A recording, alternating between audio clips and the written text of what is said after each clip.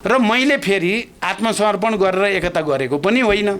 षड्यन्त्र ठुलो छ दलितहरूका विरुद्ध, श्रमिकहरूका विरुद्ध, आदिवासी मधेसी सबै समुदायका विरुद्ध निकै ठुलो षड्यन्त्र हुँदैछ। मेरो कुर्सी हटाएर त मलाई लगेर त्यो सचिवालयका हामी 9 जना, 2टा अध्यक्ष एकातिर 7 जना एकातिर बस्ने गरिन्थ्यो। उहाँ मसँग बेसी रिसाएर यसलाई मैले भनेर पुरै माधवजीसँग त भन्नु नै भएछ, त्यसलाई मैले देखाइदिन्छु, त्यसलाई कुर्सी सुर्सी बाँधिदिन्छु भने त्यही हो। आफ्नो आत्मनिर्णयको अधिकार प्रयोग गर्नुपर्ने स्थिति छ सबैले, दलितहरूले पनि, सबै उत्पीडित वर्ग समुदायले पनि।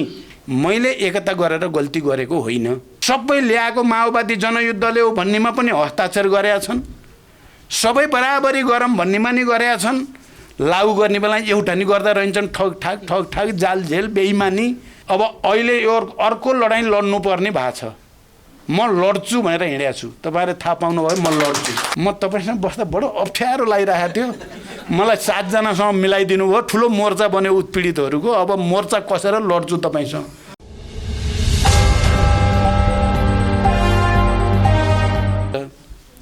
मैले के भन्छु भने मैले एकता गरेर गल्ती गरेको होइन।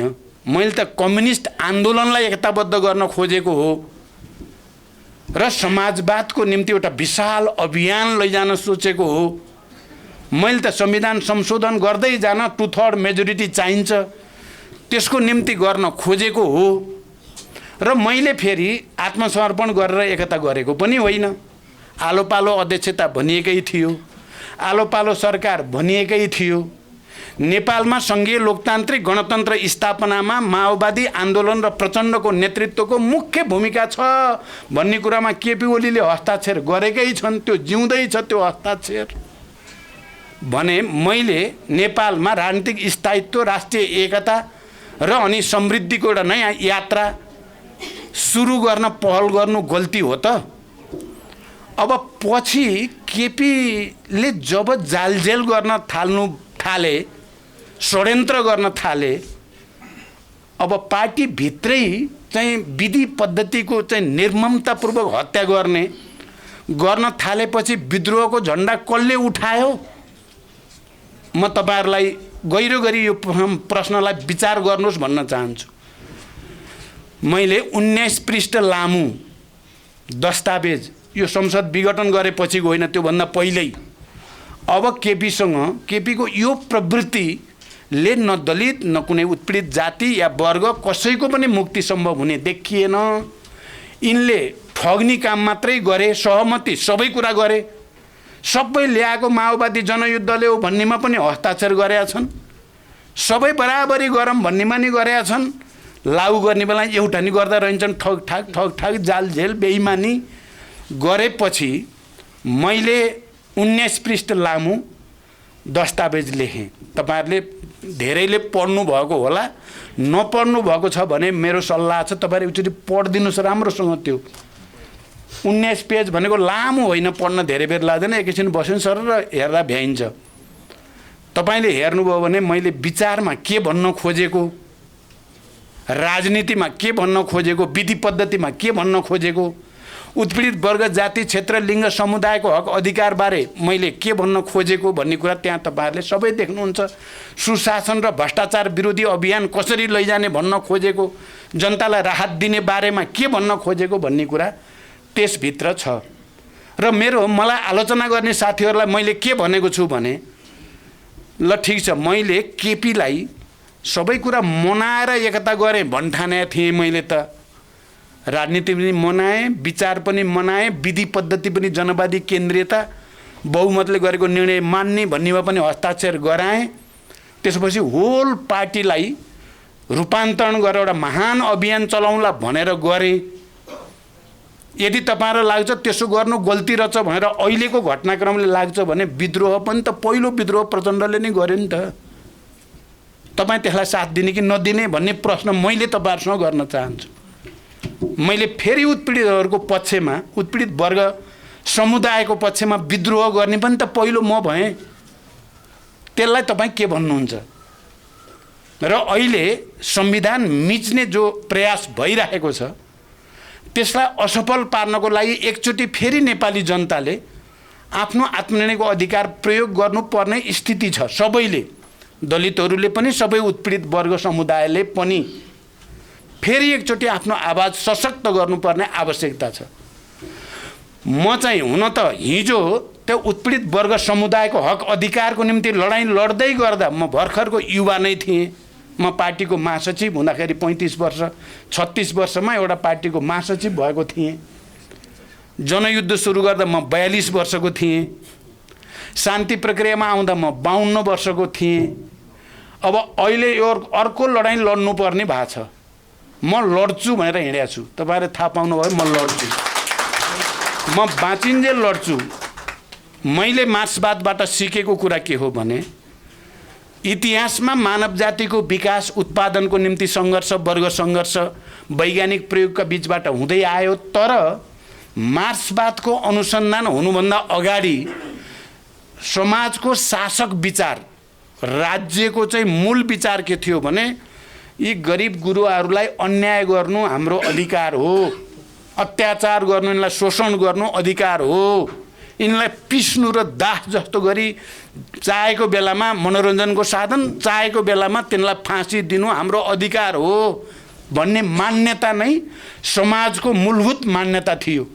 तर मार्क्स एङ्गेल्सले इतिहासको अध्ययनपछि र त्यति बेलाको समकालीन युरोपको आन्दोलन, मजदुर आन्दोलन र वर्ग सङ्घर्षको अध्ययनबाट उहाँहरूले पहिलोचोटि के भन्नुभयो भने विद्रोह अधिकार हो, अन्यायका विरुद्ध, विभेदका विरुद्ध, त्यो माथि शासनमा बसेर श्रमजीवीहरूलाई ठग्नेहरूका विरुद्ध विद्रोह गर्नु अधिकार हो भन्ने पहिलोचोटि त्यो मान्यता स्थापित भयो।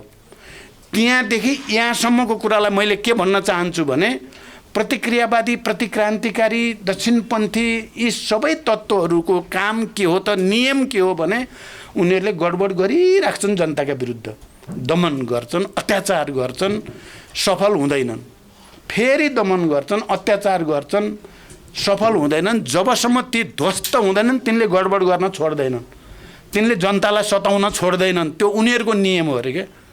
जनताको नियम के हो भने आन्दोलन गर्नु, भने जस्तो गरी सफल नहुनु, फेरि आन्दोलन गर्नु, फेरि भने जस्तो गरी चाहिँ नहुनु, केही पाए पनि पुरै नपाउनु, आन्दोलन गरिराख्नु जबसम्म पूर्ण अधिकार र मुक्ति प्राप्त हुँदैन, आन्दोलन गरिराख्नु जनताको नियम हो। त्यसकारण हामी पनि के चाहन्छौँ भने हामी सबै पनि जो राज्यद्वारा या नेतृत्वद्वारा, राज्यको नेतृत्वद्वारा या त्यो वर्ग समुदायद्वारा ठगिएका, विभेदमा पारिएका हामी छौँ। हामी आन्दोलन गरिराख्ने, पूर्ण रूपले सफल नहुँदासम्म आन्दोलन गरिराख्ने। मैले जो पीडा उठाएको थिएँ, मैले भने 42 सालको उमेरदेखि सबै उत्पीडित वर्ग समुदायको उन्मुक्तिको निम्ति, उनीहरूको अधिकार र पहिचानको निम्ति र नयाँ राष्ट्रिय एकता भन्ने गरेको थिएँ मैले। नयाँ राष्ट्रिय एकता, सबैको प्रतिनिधित्व, सबैको आत्मसम्मान, सबैलाई सामाजिक न्याय सहितको समृद्धिको फल पाउने गरीको राष्ट्रिय एकता भनेको हो। त्यो सपना पुरा भएको छैन। केही भयो, संविधान सभा, सङ्घीय लोकतान्त्रिक गणतन्त्र मार्फत केही भयो, तर जति हुनुपर्ने भएन। नभएको हुनाले त्यो नचाहनेहरू त्यसलाई भएकोलाई पनि उल्ट्याउन चाहेका छन्। हामी भएको भन्दा बढी लिन चाहेका छौँ। अहिले लडाईँ त्यही हो। त्यसकारण यो लडाईँ मैले त भन्छु म अन्तिम समयसम्म लडिराख्छु। षड्यन्त्र धेरै छन्, मैले अझ धेरै भाषामा अहिले भनिहालेको छैन। म अहिले धेरै भनेर फेरि वातावरणलाई अलि चाहिँ सहज बनाउने सम्भावनालाई म नजरअन्दाज गर्न पनि चाहन्न। तर षड्यन्त्र ठुलो छ, दलितहरूका विरुद्ध, श्रमिकहरूका विरुद्ध, आदिवासी मधेसी सबै समुदायका विरुद्ध निकै ठुलो षड्यन्त्र हुँदैछ। त्यसको केन्द्रित अभिव्यक्ति संविधानलाई मार्ने, संविधानलाई क्रियाशील हुन नदिने, संविधानलाई कार्यान्वयन हुन नदिने, भएका चाहिँ प्रोभिजनहरूलाई लागू गर्न नदिने। दलितहरूको बारेमा धेरै राम्रा कुरा पनि छन्, छैनन् भन्ने कुरा होइन। संविधानमा धेरै लडेर राखिएको छ ती कुराहरू। त्यसलाई उल्ट्याउने कसरत भएको छ। अब म त बाँचिन्जेल लड्ने नै भएँ। अब मलाई विश्वास छ कहिलेकाहीँ के हुँदो रहेछ भने प्रतिक्रियावादीहरूले एउटा सोचेर गर्दा रहेछन्। उनीहरू त षड्यन्त्र सोचेका हुन्छन्। तर परिणाम चाहिँ त्यो जनताको पक्षमा भइ पनि दिँदो रहेछ क्या। मैले सधैँ भन्ने गरेको छु, तपाईँहरूले सुनि पनि सक्नु भएको छ। केपी ओलीजी मसँग बेसरी रिसाउनु भयो क्या, मैले केन्द्रीय समितिको बैठक राम्रोसँग चलाएँ भनेर रिसाउनु भयो र मेरो कुर्सी हटाइदिनु भयो क्या। एकचोटि मेरो कुर्सी हटाएर त मलाई लगेर त्यो सचिवालयका हामी 9 जना, 2टा अध्यक्ष एकातिर 7 जना एकातिर बस्ने गरिन्थ्यो। उहाँ मसँग बेसरी रिसाएर यसलाई मैले भनेर पुरै माधवजीसँग त भन्नु नै भएछ, त्यसलाई मैले देखाइदिन्छु, त्यसलाई कुर्सी सुर्सी भाँचिदिन्छु भने त्यही हो। अनि उहाँले लहर उता हालिदिनु भयो। मैले भने केपीजीलाई धन्यवाद केपीजी, म तपाईँसँग बस्दा बडो अप्ठ्यारो लागिरहेको थियो, मलाई 7 जनासँग मिलाइदिनु भयो, ठुलो मोर्चा बन्यो उत्पीडितहरूको, अब मोर्चा कसेर लड्छु तपाईँसँग भनेको थिएँ। साँच्चै त्यस्तै भयो, तपाईँहरूले देख्नुभयो। माधवजी, झलनाथजी, हामी सबै उत्पीडितहरू एक ठाउँमा भइयो, 2/3 बहुमत भइयो केन्द्रीय समितिमा, सचिवालयमा, स्थायी समितिमा र लडियो र चाहिँ अगाडि बढियो। तर त्यसलाई उहाँले अब राष्ट्रिय अन्तर्राष्ट्रिय के सेटिङ गर्नुभयो है, अब लम्पसार पर्नुभयो, के गर्नुभयो, तपाईँहरू पनि अध्ययन गर्नु होला, के गर्नुभयो र अहिले 2टा पार्टी भइयो। अनि मैले उहाँलाई फेरि पनि धन्यवाद भनेको छु क्या केपीजीलाई। किन त उहाँले हामी यतै सिंहदरबार वरिपरि बालुवाटार र वरिपरि घुम्नेवाला भइया थियो, उहाँले संसद विघटन गरिदिएर हामीलाई सडकमा पुर्याइदिनु भयो क्या।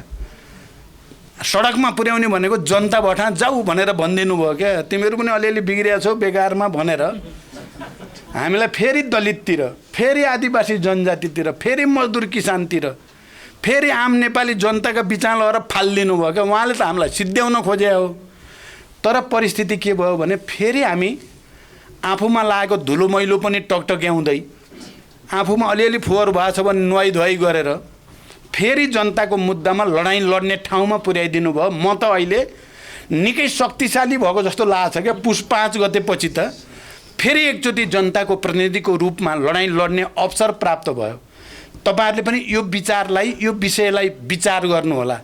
विशेषाधिकार कता कता हराए जस्तो के भयो भन्ठान्नु भएको थियो। अब विशेषाधिकार साँच्चै लागू हुने गरी लडाइँमा अगाडि बढिन्छ, यही विश्वास तपाईँहरूलाई दिलाउँदै र आज यो 56औं अन्तर्राष्ट्रिय रङ्गभेद जातिभेद उन्मूलन दिवसको उपलक्ष्यमा यही बधाई र शुभकामना तपाईँहरूसँग राख्दै बिदा हुन्छु। धन्यवाद। अभिवादन। हाम्रो गौरवशाली पार्टी नेपाल कम्युनिस्ट पार्टी माओवादी केन्द्रका गर्यो, हामीले त्यसलाई स्वागत पनि गर्यौँ। तर तपाईँ हेर्नुभयो भने गणतन्त्र विरोधीहरू, संघीयता विरोधीहरू, समावेशिताका विरोधीहरू, दलित मुक्ति आन्दोलन र दलितहरूको हक अधिकारका विरोधीहरू अहिले पनि यो संविधानलाई फेरि पनि निचोर्ने, त्यसलाई च्यात्नेमै छन्। तपाईँहरूले कतिको विचार गर्नुभएको छ। त्यसकारण अहिलेको आन्दोलन धेरै कुरा धेरैतिर दिमाग लाग्यो भने दिमाग खराब हुन सक्छ। म के भन्छु भने यति बेला जे चलेको छ उनीहरूलाई के लागेको छ भने अब धेरै चाहिँ समय लिँदै जाँदा दलितहरू पनि थाकिसके। अब दलितहरू सशक्त रूपले सडकमा आउने स्थिति छैन। आदिवासी जनजातिहरू पनि थाकिसके, उनीहरू पनि सशक्त रूपले सडकमा आउने स्थिति छैन। महिलाहरू पनि विभिन्न ठाउँमा अलिअलि चाहिँ प्रतिनिधित्व भएकै छ, अब सङ्गठित र संस्थागत रूपमा सडकमा आउने स्थिति छैन। र मुख्य कुरा यी सबै उत्पीडित वर्ग, जाति, क्षेत्र, लिङ्ग, समुदायलाई बाँडी दिने, अधिकार दिने भनेको नेतृत्व मुख्यतः तात्कालीन विद्रोहको नेतृत्व, जसले दलितहरूमा समानताको, आत्मसम्मानको र स्वतन्त्रताको, शासन सत्तामा प्रतिनिधित्वको एउटा अधिकार दिने एउटा महाअभियान सञ्चालन गर्यो।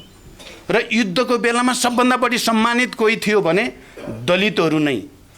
समाजको सबैभन्दा तल राखिएको श्रमिक वर्गको हैसियतले मैले त भने 21औं शताब्दीको आधुनिक सर्वहारा वर्ग नेपालमा को हो भन्यो भने दलित हो भनेर मैले त्यति बेला परिभाषित गरेको थिएँ। र उनीहरूको आन्दोलनको बलमा नै हाम्रो जनयुद्धले चाहिँ निरन्तरता पाउन सकेको हो भन्ने कुरा पनि मैले धेरै पटक भने पनि। र यहाँ आउने बित्तिकै सरकारमा लाँदा दलित समेतको प्रतिनिधित्वलाई सरकारमा लाने पहिलो कोसिस पनि मैले त्यहीँबाट गरेँ। अहिले उनीहरूलाई के लागेको छ भने अब प्रचण्डलाई पनि थकाइसकियो, गलाइसकियो। यो पनि आज भोलि आफ्नो साथमा बस्दा उठ्दा खाँदा यो पनि हामी जस्तै जस्तै हुन थालेको छ। अब यसलाई एक दनक दियो भने यो पनि ढल्छ र अनि सबै यो उत्पीडित वर्ग, जाति, क्षेत्र, लिङ्ग, समुदायको आन्दोलन पनि धेरै वर्षको लागि धाराशाही बनाउन सकिन्छ भन्ने ठानेका छन्। त्यसकारण अहिले दुईटा धार मात्रै छन्। तपाईँ हामी सबै यहाँ, म अरू प्रतिनिधि आउनुभएका सङ्घ संस्थाका साथीहरूलाई पनि भन्न चाहन्छु, एउटा धार छ, यो सङ्घीय लोकतान्त्रिक गणतन्त्रलाई के गरी उल्ट्याउने होला, यो संविधानलाई के गरी च्यात्ने होला। माओवादी आन्दोलनले पैदा गरेको संविधान सभा र समावेशी समानुपातिक मान्यतालाई के गरी निस्तेज पार्ने होला भनेर देशभित्रका हिजोका गणतन्त्र विरोधी सामन्तवादका दलालहरू, देशभित्रका र देश बाहिरका प्रतिक्रियावादीहरू पनि जसले यो संविधानलाई स्वीकार्न सकेका छैनन्, विचार गर्नुहोला। ती सबै मिलेर एउटा धार बनेको छ र ती सबैले नेपालमा यो संविधानलाई निस्तेज पार्न सक्ने मान्छे खोज्दै जाँदा उनीहरूले केपी ओली भेटेका छन्।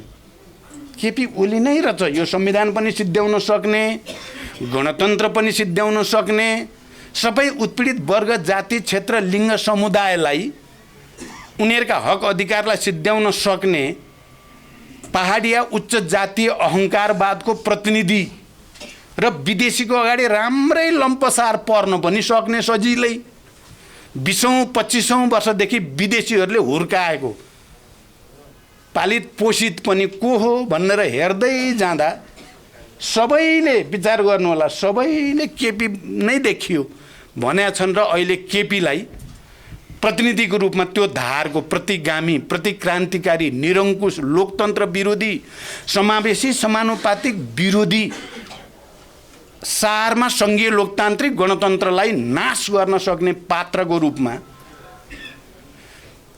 चाहिँ केपीजीलाई साथ लिएका छन्। उनीहरूले कति दिन लिन्छन् मलाई थाहा छैन, अहिले चाहिँ लिएकै छन्। र अर्को धारको प्रतिनिधि को हुने भयो त भने हामी हिजो माओवादी विद्रोह गरेका, हिजो सबै उत्पीडित वर्ग, मजदुर, किसानहरूको हक अधिकारको कुरा गरेर लडाईँ लड्ने, हिजो दलित, महिला, मुस्लिम, आदिवासी, जनजाति सबैलाई पहिचान र अधिकार चाहियो भनेर तिनीहरूमा जागृति ल्याउने, जागरण ल्याउने, संविधान नबनाऊ भन्दा नमान्ने, जसरी बनाइन्छ भनेर अड्डी कस्ने, चुनाव नगर न भन्दा पनि नमान्ने, जसरी पनि चुनाव गराउँछौँ भनेर अड्डी कस्ने, ती भनेका माओवादी र त्यसको नेता प्रचण्ड। अर्को धार यतापट्टि भयो। तपाईहरुलाई मन कतिलाई पर्ला कतिलाई नमन पर्ला, आजको इतिहास यही हो, आजको नेपाली राजनीति यही हो।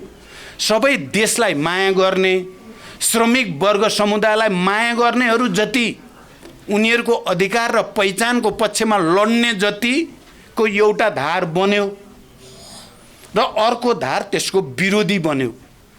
हामी सबैले फैसला गर्नुपर्छ, सम्पूर्ण नेपाली जनताले नै फैसला गर्नुपर्ने फेरि बेला आएको छ। तपाईँ हामी कुन धारतिर उभिने हो? संविधानको रक्षाको धारतिर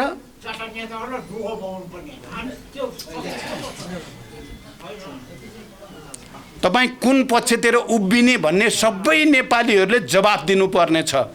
सबै बुद्धिजीवीहरूले, पत्रकारहरूले, साहित्यकारहरूले, कवि कलाकारहरूले र आन्दोलनकारी सबैले पनि उत्तर दिनुपर्ने छ। तपाईँ संविधानको रक्षा गर्ने र त्यसलाई संशोधन गर्दै परिमार्जन गर्ने पक्षमा कि संविधान च्यात्ने पक्षमा हो? फैसला गर्नुपर्ने कुरा त्यो छ। तपाईँ सबै खाले जातीय विभेद उन्मूलनको पक्षमा हो कि यसलाई कायम राख्ने पक्षमा हो? तपाईँ संविधान खारेज गर्ने पक्षमा हो, संसद विघटन गर्ने पक्षमा हो, तपाईँ निरङ्कुशताको पक्षमा हो? तपाईँले दलित, महिला, मुस्लिम भनेर गोईको आँसु चुहाउनुको केही अर्थ हुँदैन। त्यहाँ तपाईँ कुन धारतिर हो? यो धार फैसला गर्नुपर्ने बेला आइराखेको छ र यस्तै बेलामा हामी यो जातीय विभेद उन्मूलन दिवस मनाउँदैछौँ। त्यहाँ साथीहरू, म तपाईँहरूसँग हिजो आन्दोलन, विद्रोह, क्रान्तिमा जो बलिदान भयो हजारौँ हजार, एकजना, दुईजना, 100 जना, 50 जनाको कुरा होइन। हजारौँ दलितहरू, हजारौँ आदिवासी जनजातिहरू, हजारौँ मजदुर किसानहरू, बाहुन क्षेत्रकै अहिले मातृकाजीले भने जस्तै श्रमिक भयो भने बाहुन क्षेत्री पनि श्रमिकै हो। मलाई त अहिले के पनि खुसी लाग्छ भने यहाँ रणेन्द्र बराली हुनुहुन्छ, मैले अहिले उहाँले बोल्नुहुन्छ भने उहाँलाई बोल्ने हो भने बोल्न दिउँ भनेको थिएँ। किनभने मलाई एउटा भावनात्मक अलिकति केही कुरा भन्न मन लाग्यो। म किन दलित र उत्पीडितहरूपरि यति धेरै संवेदनशील भएँ र मैले आफ्नो जात त्यागेको मान्छे हो म। वास्तवमा भन्ने हो भने प्रचण्ड भनेको जात होइन, जाति होइन, त्यो नेपालको सबै श्रमिक जनताको प्रतिनिधि नाम हो प्रचण्ड। प्रचण्डमा दलित पनि छ, आदिवासी छ, मधेसी छ, मुस्लिम छ, महिला छ, पूर्वेली छ, पश्चिमेली छ, सबै छ। त्यो सबै छ त्यसभित्र। मैले चाहिँ म 8 वर्षको उमेरमा पहाडबाट मधेस झरेको, भित्री मधेस चितवनमा। मेरो घरको सधिया र सँगै बच्चामा चाहिँ डन्डी बियो खेल्ने सबै साथीहरू दलित मात्रै थिए। उहाँलाई रणेन्द्रजीलाई थाहा छ, मेरो घरको ठ्याक्कै जोडिएको घर दलितको थियो र मैले कम्युनिस्ट शिक्षा पहिला सिकेको पनि दलितैबाट। मैले बच्चैमा दलितको घरमा गएर खाना खाने, बस्ने सबै गरेको त्यही सन्धियारेमा। अनि पार्टी सदस्यता दिएको पनि उहाँ रणेन्द्र हुनुहुन्छ। मलाई राति लिएर गएर 10-11 बजे राति, त्यति बेला पञ्चायतको काल थियो, 28 साल 2028 साल रणेन्द्रले लिएर जानुभयो। मेरो छिमेकी, मैले त्यो बाहिर पनि बोलेको छु, धनबहादुर विश्वकर्मा, तिनी मेरो छिमेकी हुन्। तिनले र रणेन्द्रजीले लिएर जानुभयो अर्को एउटा पूर्णलाल विश्वकर्मा भन्नेको घरमा। त्यहाँ रूपलाल विश्वकर्मा नै आएको थियो। त्यति बेला पुष्पलाल समूह फुटेको थिएन, पुष्पलालमै हुनुहुन्थ्यो। मैले बुझेको नि म पुष्पलाल समूहमै चाहिँ प्रवेश गरेको बुझे हो मैले। तर सदस्यता लिएको रूपलाल विश्वकर्मा र रणेन्द्र बराली हो। 1 रुपियाँ मैले तिरेको छु त्यति बेला सदस्यता शुल्क। मैले यो कुरा कुनै मैले उसको लागि भने होइन, कसरी मेरो दलितप्रति एकदम अपनत्व, प्रेम, मित्रता, सहृदयता सजिलै ममा किन विकास भयो र जनयुद्धको बेलामा मैले दलितहरूलाई बढी सङ्गठित गर्ने, आन्दोलित गर्ने र उनीहरूको विद्रोहलाई चाहिँ प्रमोट गर्ने, जनसत्ताहरू बनाउँदा दलितहरूलाई नै सत्ता प्रमुख बनाउँदा आनन्द अनुभूति मैले किन गरेँ भन्दा मेरो बचपनदेखिको एउटा लगाव र कम्युनिस्ट आन्दोलनमा ल्याउन दलितहरूले मलाई गरेको सहयोग, योगदान, यो सबैको पनि भूमिका छ। तपाईँहरूलाई आज हुन त यो कुरा मैले धेरै भन्ने गर्दैन थिएँ, म आज भन्न मन लाग्यो, मैले भने। यो कारणले पनि चाहे त्यो एकदम विकट क्षेत्रका दलितहरूको विद्रोहको कुरा होस् या दलित महिलाहरूले गरेका ठुल्ठुला बलिदानका कीर्तिमानहरूका कुरा हुन् या त्यो भरि धेरै दलित नेताहरू, कार्यकर्ताहरू जन्माउने एउटा प्रक्रियाको कुरा होस्, त्यसको ऐतिहासिक सन्दर्भ छ। र यो दलितसँग मात्रै होइन, आम महिलाहरूसँग पनि, मधेसीहरूसँग पनि, आदिवासी जनजातिहरूसँग, मुस्लिमसँग, तपाईँ हेर्नुभयो भने शेर्पासँग या सबै थारूसँग मेरो सम्बन्ध त्यस्तै हुन गयो। मेरो सम्बन्ध त्यस्तै हुन गएर आज म कहाँ पाउँछु त भने सबैका अधिकार खोज्ने प्रक्रिया अगाडि बढेको छ। हाबी कस्ता मान्छे हुन आइपुगे भने गणतन्त्रको निम्ति आन्दोलन गर्न हुँदैन भन्ने मान्छे गर्दै जाँदा तिनै प्रधानमन्त्री हुन आइपुगे। यो जातीय विभेदको अन्त्य र पहिचानको लडाईँ लड्न हुन्न भन्ने मान्छे नै आइपुगे। मैले सार्वजनिक रूपमा नै भनेको छु, आत्मसमीक्षा हामीले नै गर्नु पर्ला। कहाँ कहाँ त्रुटि भयो त हाम्रा पनि केही स्टेपमा त्रुटि भए होलान्। त्रुटि भए पनि मैले दस्तावेजमा पनि लेख्ने पनि गरेको छु। तर कुरा के चाहिँ हो त, कोही कोहीले मलाई भन्छन् यस्तो भन्ने थाहा पाउँदा पाउँदै केपी जस्तो मान्छेसँग एकता गर्न किन गएको भनेर चाहिँ पनि मलाई आजभोलि आलोचना गर्ने साथीहरूले त्यस्तो मान्छे थाहा पाउँदा पाउँदै त्यसैसँग एकता गर्न जान पर्थ्यो त भन्नुहुन्छ।